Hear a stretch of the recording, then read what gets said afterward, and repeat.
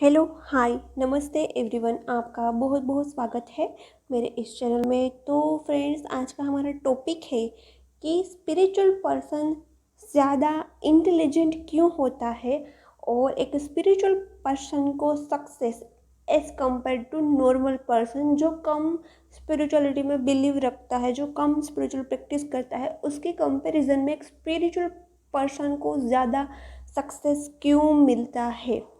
तो फ्रेंड्स, मैं कोई लॉजिकल बात नहीं करने वाली हूँ, पूरी की पूरी प्रैक्टिकल बात करूँगी, पूरे के पूरे प्रूफ के साथ आपके साथ सभी पर्सपेक्टिव रखूँगी। तो वीडियो एंड तक ज़रूर देखना। तो फ्रेंड्स, स्पिरिचुअलिटी सिर्फ भक्ति या प्रभु के नाम जपने के लिए नहीं है। मैं आपको क्लियरली बोल देती हूँ, स्पिरिचुअलिटी में हमारा सेल्फ डेवलपमेंट सबसे ज़्यादा होता है। वो कैसे? तो एक तो स्पिरिचुअलिटी में हम बचपन से ही यदि चैंटिंग करेंगे तो चैंटिंग से हमारा सेल्फ कॉन्फिडेंट बढ़ेगा, हमारी मेमोरी एनहांस होगी, हमारा हेल्थ अच्छा रहेगा और बहुत सारे फियर के इश्यू, नेगेटिव इमोशंस है जो सब हम छोड़ देंगे, पॉजिटिव बन जाएंगे। बहुत सारे पॉजिटिव पर्सपेक्टिव है स्पिरिचुअलिटी का, वो सभी मैं आपसे एक्सपेरिमेंट के थ्रू शेयर करूँगी। तो फ्रेंड्स, कुछ लोगों को लगता है कि नाम जपने से क्या फ़ायदा होगा या चैंटिंग से क्या फ़ायदा होगा। तो एक कैलिफोर्निया की एक वेबसाइट है, वहाँ साफ साफ एक्सपेरिमेंट किया गया है कुछ लोगों पर, अमेरिकन लोगों पर और कैलिफोर्निया पर। आप सभी लोग जानते हैं कि अमेरिकन है वो हमेशा रिजल्ट पर ज़्यादा फोकस करते हैं। उसकी बिलीव सिस्टम ऐसी होती है कि हम कुछ करें उसका कुछ ना कुछ बेनिफिट होना चाहिए। तो वहाँ स्पिरिचुअलिटी को कैसे स्प्रेड किया गया, वहाँ क्या किया, एक्सपेरिमेंट हुआ 4000 पर्सन पर। उसमें 4000 पर्सन में 4 टीम रखी गई। उसमें से कुछ लोगों की ब्रेन की मेमोरी, ब्रेन के सेल्स, न्यूरॉन के सेल्स देखे गए। पहले 1000 लोगों पर एक्सपेरिमेंट हुआ, उन सभी के न्यूरॉन सेल्स देखे, मेमोरी पावर देखी, उन सभी की उन लोगों ने सीटी स्कैन किया, उनकी मेमोरी कितनी है वह रिकॉग्नाइज किया और न्यूरॉन सेल्स कितने हैं वह रिकॉग्नाइज किया। फिर उन 1000 लोगों को 3 मंथ के लिए चैंटिंग को बोला, कंटिन्यूसली, एक ही दिन स्किप नहीं करना है। फिर 3 मंथ के बाद उसके ब्रेन को एक्सपेरिमेंट किया और उसके ब्रेन को उसने एनालिसिस किया। तो उसमें दिखाई दिया कि एज़ कम्पेयर टू 3 मंथ अबो इसकी मेमोरी एनहांस हुई है, न्यूरॉन सेल्स में ज़्यादा बढ़ावा हुआ है। न्यूरॉन सेल्स बढ़ते हैं तो हमारी मेमोरी पावर भी बढ़ती है और न्यूरॉन सेल्स के बीच में जो कनेक्टिविटी होती है वो कनेक्टिविटी स्ट्रॉन्ग बनी है। वो कनेक्टिविटी क्यों का मतलब क्या होता है, वो कहाँ हेल्प करती है? न्यूरॉन सेल्स के बीच में जब कनेक्टिविटी ज़्यादा होती है तो हम प्रॉब्लम है, मैथ्स का प्रॉब्लम है या जीवन का प्रॉब्लम है, वो इजीली सोल्व कर पाता है, हमारा ब्रेन हमें इजीली गाइडेंस दे पाता है। तो इतनी हेल्पफुल हुई है चैंटिंग, 3 मंथ की चैंटिंग। फिर दूसरे लोगों पर एक्सपेरिमेंट किया गया।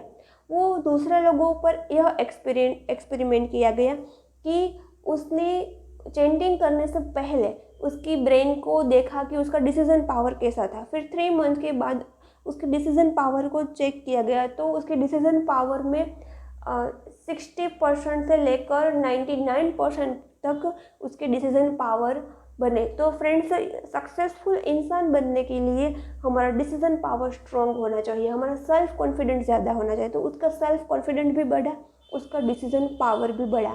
फिर क्या हुआ, फिर नेक्स्ट एक्सपेरिमेंट किया गया तो उसमें भी 1000 लोग थे। तो सॉरी 10,000 लोग था, टीम 3 थी, ग्रुप 3 था। तो ग्रुप 3 में एक्सपेरिमेंट किया गया तो उसके एक्सपेरिमेंट्स में देखा कि उसके चैंटिंग करने से पहले उसका टॉलरेट पावर कितना था, यानी सहन शक्ति और पैसेंस और संयम ये सब कुछ हम में नहीं होता है। सहन शक्ति भी हम में नहीं होती, पेशेंस भी नहीं होती, टॉलरेट भी नहीं होते।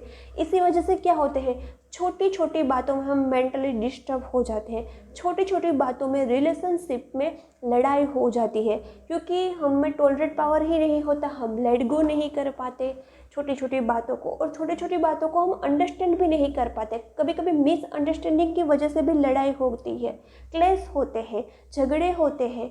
तो इन सभी को ओवरकम करने के लिए इन लोगों ने एक्सपेरिमेंट किया।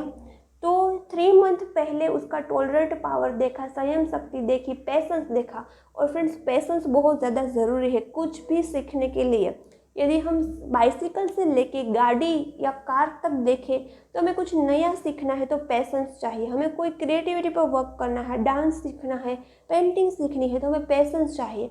हमें जितना पेशेंस होगा उतना ही हम धैर्य के साथ वह फोकस कर पाएंगे और वो सीख पाएंगे।